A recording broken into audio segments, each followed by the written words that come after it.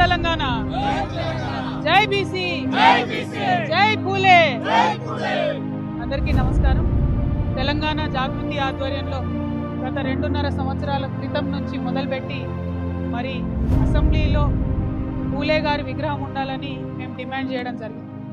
ఆనాడు అనేక మంది అనేకమైనటువంటి మాటలని మమ్మల్ని విమర్శించారు.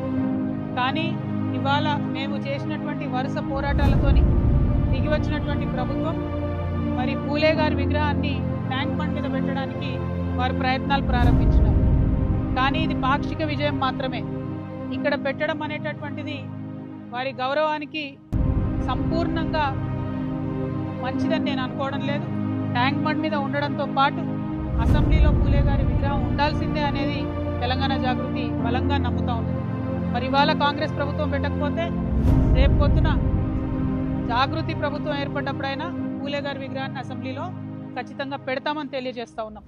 మరి ఇక్కడ ఇవాళ మేము సైట్ విజిట్ చేయడం జరిగింది. ఇక్కడ ఉన్నటువంటి ఎవరైతే ఈ పనులు చేస్తూ ఉన్నారో వాళ్ళు చెప్తా ఉన్నారు, ఇంతవరకు విగ్రహానికి సంబంధించి కూడా ఒక విగ్రహం ఉంటుందా లేకపోతే అమ్మ సావిత్రిబాయి గారితో కలిసి విగ్రహం ఉంటుందా అనేటటువంటి క్లారిటీ ప్రభుత్వం ఇవ్వడం లేదు. అదేవిధంగా మేము కోరుతా ఉన్నాం, ఎప్పుడంటే అప్పుడు ప్రజలు వచ్చి వారికి నివాళులు అర్పించుకునే విధంగా, వారి నుండి స్ఫూర్తి పొందే విధంగా ఏర్పాట్లు ఉండాలి. అందరికీ ఎప్పుడు ఓపెన్గా ఉండాలి. ఈ విగ్రహం క్లోజ్ చేసి పెట్టొద్దు. అదేవిధంగా ఈ చుట్టుపక్కల ఉన్నటువంటి అనేక విగ్రహాలకు సరిసమానంగా ధీటుగా అంతే ఎత్తులో అంతే గంభీరంగా ఈ విగ్రహం ఉండాలని చెప్పి మేము ప్రభుత్వాన్ని డిమాండ్ చేస్తూ ఉన్నాం.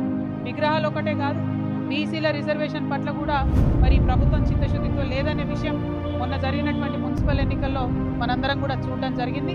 ఇప్పటికైనా రేవంత్ రెడ్డి గారు జెడ్పీటీసీ ఎంపీటీసీ ఎన్నికల్లో అయినా రిజర్వేషన్ వర్తింపజేయాలంటే ఇప్పటికైనా కనీసం మీరు అఖిలపక్షం ఢిల్లీకి తీసుకొని వెళ్ళాలి. ఇప్పటికైనా మీరు నరేంద్ర మోడీ గారి ప్రభుత్వాన్ని డిమాండ్ చేయాలి, మీ దగ్గర పెండింగ్లు ఉన్న బీసీ రిజర్వేషన్ బిల్లు పాస్ చేయాలని చెప్పి. ఒకటెనుకొకటి పరీక్షలు ఉన్నా సరే, ఎండలున్నా సరే, ఏమున్నా సరే ఎన్నికలు పెట్టుకుంటూ పోతాం మేమని చెప్పి కాంగ్రెస్ ప్రభుత్వం ఏదైతే తొందరపాటు వైఖరిని ప్రదర్శిస్తూ ఉందో, మరి ఈ తొందరపాటు అంతా కూడా బీసీలకు రిజర్వేషన్లు దక్కకుండా చేసేటటువంటి తొందరపాటే అని చెప్పి మేము బలంగా నమ్ముతా ఉన్నాం. ఇది కరెక్ట్ కాదు. మీరు మేనిఫెస్టోలో పెట్టారు, అసెంబ్లీలో బిల్లు పెట్టారు. దీన్ని సంపూర్ణంగా అయ్యేంత వరకు కూడా చేయాల్సినటువంటి గురుతరమైన బాధ్యత మీ మీద ఉంటుందని చెప్పి ఈ సందర్భంగా తెలియజేస్తూ, మరి రాబోయే బడ్జెట్ సెషన్లో బీసీలకు మీరు మేనిఫెస్టోలో పెట్టిన విధంగా 20,000 కోట్లను ఇవ్వాలని